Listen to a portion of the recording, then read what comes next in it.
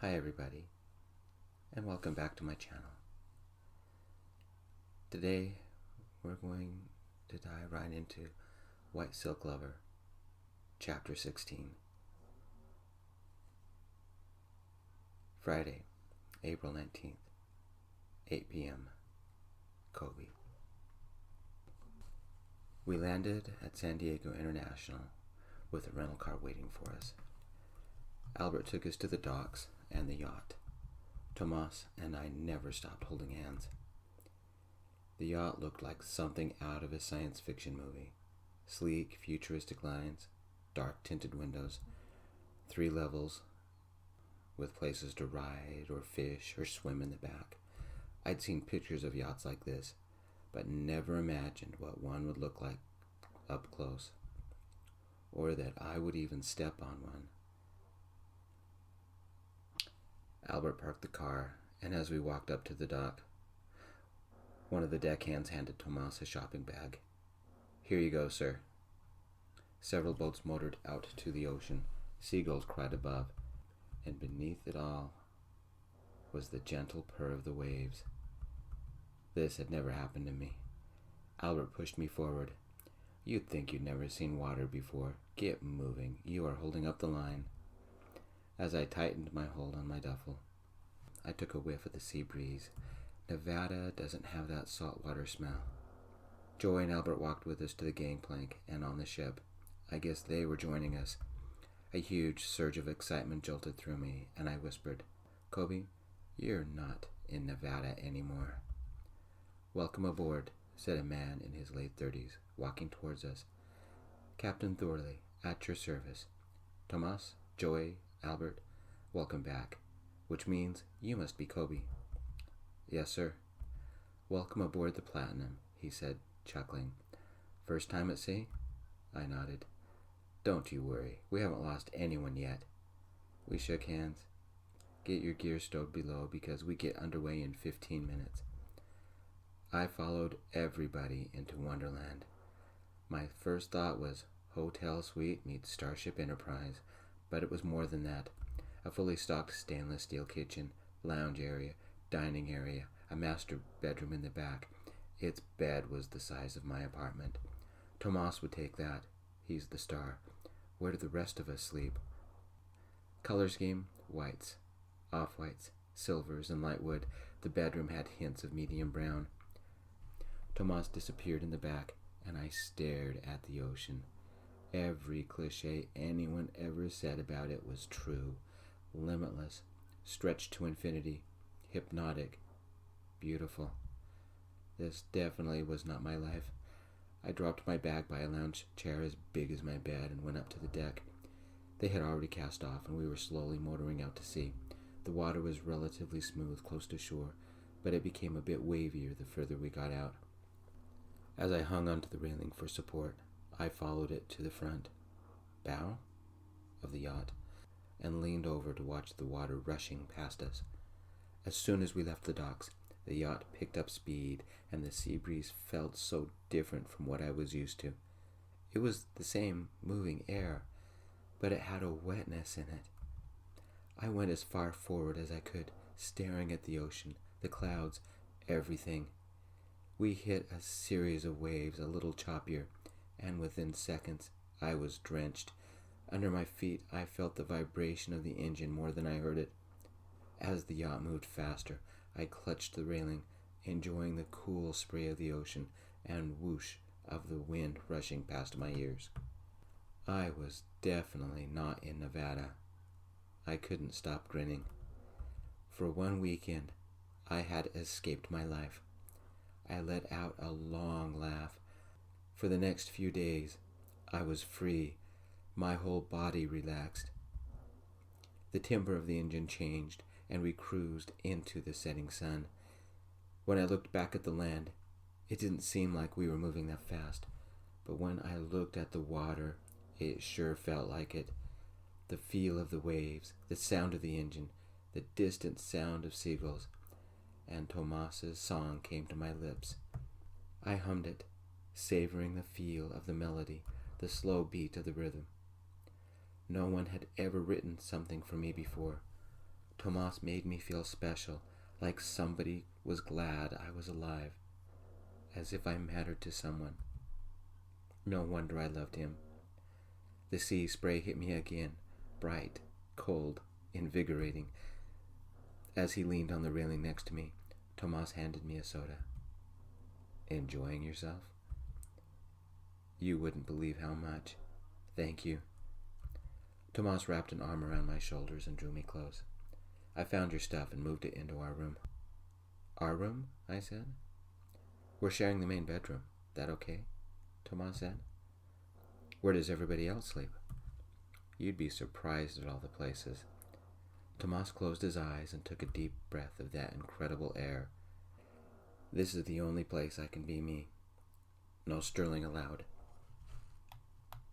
Though I opened the cola, I didn't drink. We don't have anything like this back in Vegas. Surprise, you live in a desert, Tomas said, and took a long drink from his soda. Have you figured out why I brought you here yet? Honestly, I'd forgotten all about that, I said. Seduce me? The sun caught a section of water at just the right angle, and for a moment the water turned silver, then back to a brilliant orange. Would you like that? Tomas said, his lips close to mine. I avoided his gaze, staring out at the water. This was very dangerous territory, and I dared not say a word, but I had to say something. If Tomas knew the truth, he'd never speak to me again. I'm sorry, I said, but I can't take that step. Good, Tomas said, taking a small sip, because I'm not ready either. Maybe I imagined it, but he nodded a little. His smile was slower in coming. He stood up a little further away. Was Tomas hoping for something I dared not give? At the least, his comment took the pressure off. Thanks for not pushing me. Maybe someday I'll be ready. Some people are too special to rush, Tomas said, and took another sip. This is the only place where phones don't connect. There's no concerts, no recitals, no leaks, no drama. And we can talk for hours without anyone interrupting us. Just like back home. But we can talk to each other without a machine. I slid a little over so my 234 shoulder was touching his arm. I'd like that. Can I be honest with you? Tomas said. Sure. Tomas leaned on the railing with both arms. When he spoke, he didn't look at me. Life is driving me crazy, and I needed some time away from everything. So I get to play psychiatrist, I said. Sorry, that's Kelly's major. Friday, April 19th, around 8 p.m. Tomas. I'm weird. I picked up Kobe from Vegas, flew all the way to San Diego, took the Platinum into the middle of watery nowhere, so I could talk to Kobe when I do it every night anyway. The engine shut down, and only the lapping of the waves made any sound. It didn't get this quiet anywhere else. We both had taken a seat, our legs dangling over the edge of the boat. The sun had barely set, and we stared westward to an empty, quiet infinity. I sat up, pulled my legs in, and wrapped my arms around my knees. I needed someone who would listen, I said. Captive audience, Kobe said. Have you ever been in a situation where you can't see any way out? That's me, right now. All the time, Kobe said, slumping beside me. For years, food was my only out, and sometimes I still struggle. Bacon is my weakness. I don't miss steaks or chicken or ham, even cheese. But every time I smell bacon, I almost surrender. Bacon? I asked. If I could make any food vegan, it would be bacon. Greasy, crunchy, horribly bad for you bacon. The fake bacon doesn't do it for me. It's your kryptonite, I said, and smiled as the sea breeze blew through his hair. My favorite pizza was cheese and bacon with extra sauce to dip it into. When I would get really depressed, I'd get an extra large party pizza, 26 inches of extra cheese, extra sauce, and extra bacon. Pure heaven. It's been 2 years, and I can still feel the cheese in my mouth mixing with the sauce, and the smell of the bacon always drove me crazy. And it still does. You don't talk like a vegan, I said. Some days it wouldn't take much to push me off the wagon. As I leaned up to look at Kobe, he bit his lip, and a small half-smile crossed his mouth. We didn't come here to talk pizza. What's going on? My face reddened a little and my eyes watered, but did not tear. I sat on the edge, physically and psychologically. Kobe adjusted his position so he was next to me. You don't have to tell me. We can sit here, watch the ocean and the sky. We don't have sunsets like this back in Vegas. For a moment, I said nothing. His hand found mine and our fingers intertwined. I felt like you did that year you had nobody before you found my music. It wasn't as bad and it was for completely different reasons. But I think I know how you felt. What happened? Kobe asked. It's come to a point where everything seems meaningless, I whispered. I have no friends, no one I can trust. Someone is stealing things. Secrets are falling through the cracks and have been for years. I'm not allowed to be myself. I have everything and I'm ready to walk away, break a contract, let someone else be Sterling. A group of pelicans flew low over the water to our right. Why didn't you talk to Sam? Kobe said.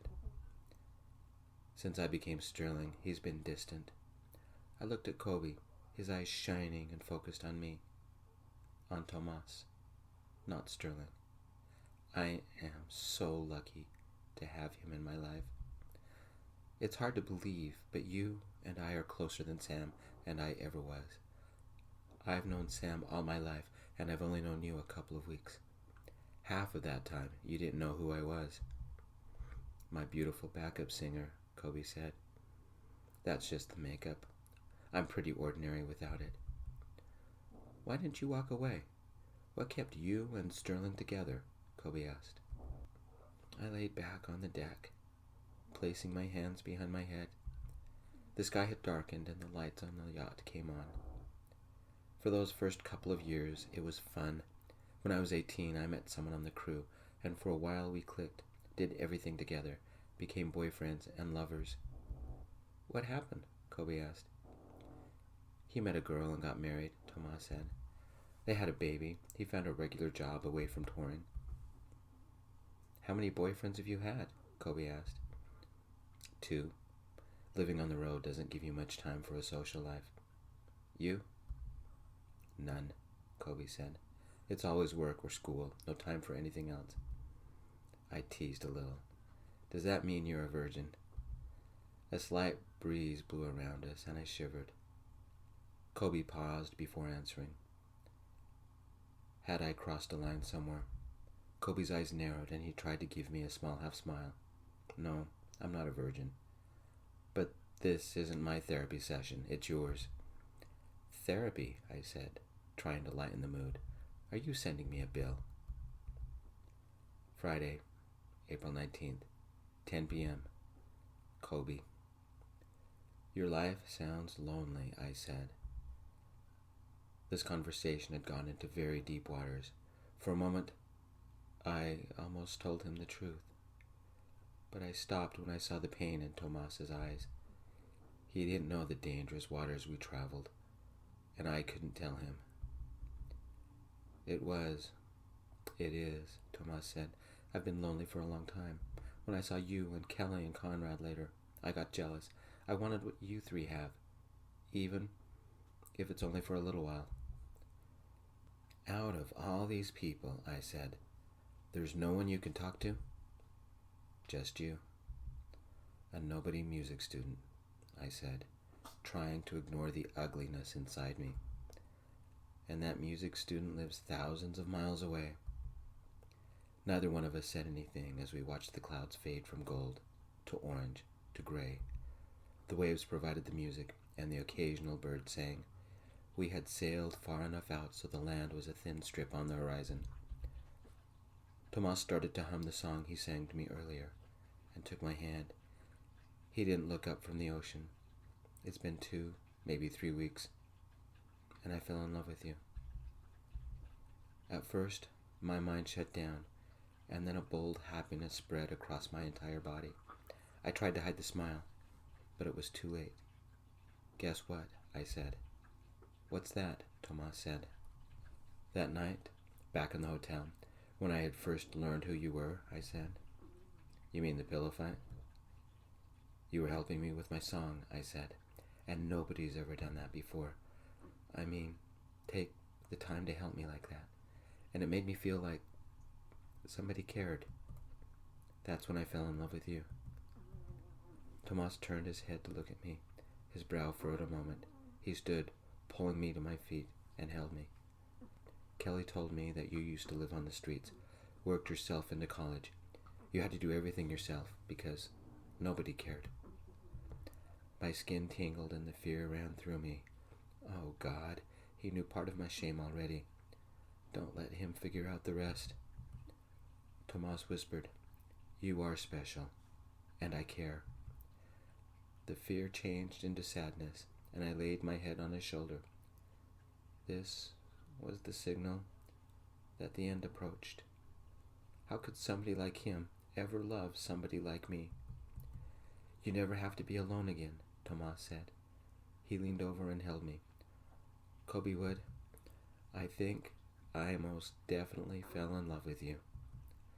Tomas, I wanted to say, I hope you never find out, because if you do, I'll lose everything again. Instead, I whispered back, I love you too.